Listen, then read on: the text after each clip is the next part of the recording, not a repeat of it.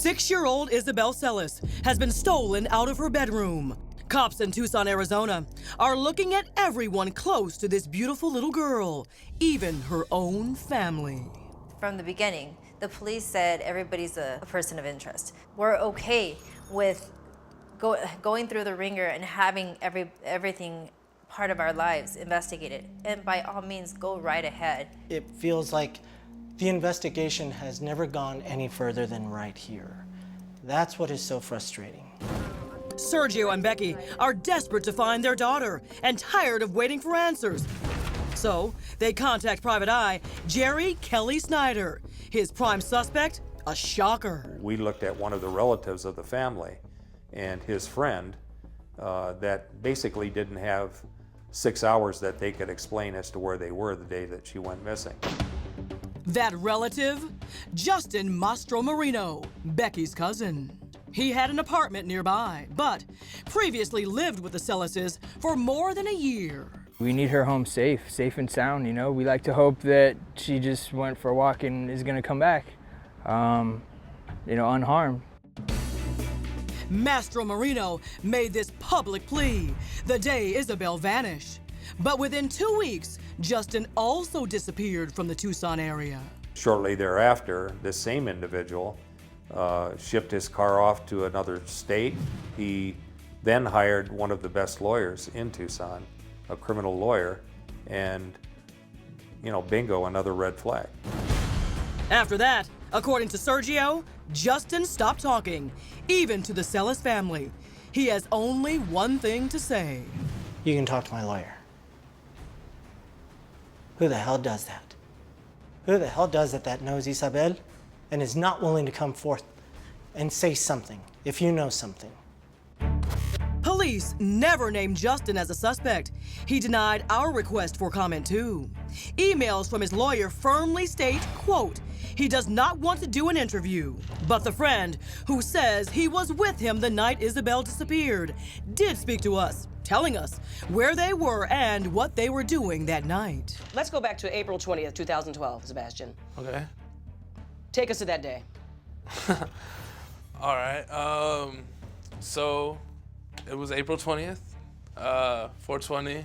Tell me what it is. You can say it. Well, all right, cool. Well, it's the National Weed Smoking Day, so of course we drank and smoked weed and, did all the fun stuff.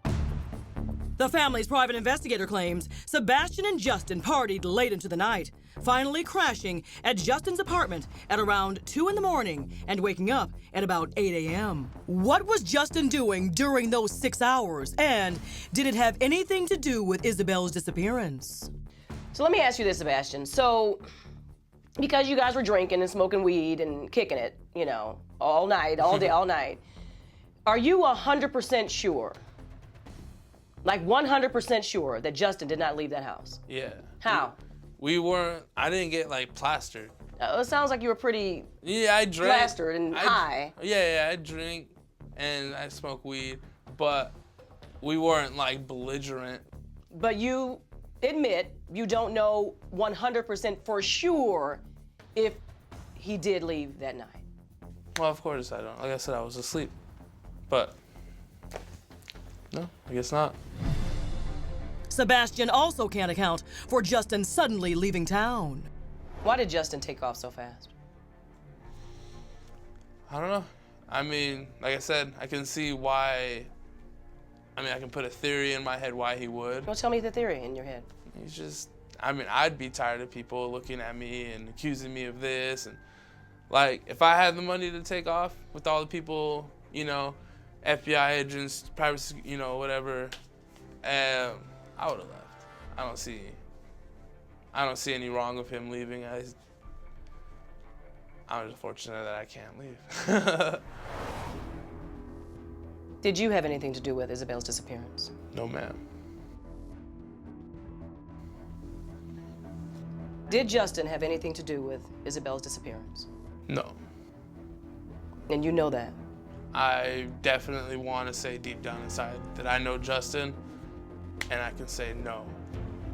Well, Sebastian is sticking to his story that after a full day and night of partying hard, they finally passed out here in an apartment inside this complex and stayed the entire time until they woke up in the early morning hours of April 21st, 2012. But private investigator Kelly Snyder is not buying it and has a lot of questions about the story, the timeline, and their credibility. The relative that I'm talking about, he ended up contacting his attorney, and then ultimately his attorney contacted me and told me not to ever contact his client again. Next, we go cross-country on the trail of Justin. Just hope to God he's in here. And we uncover new security footage.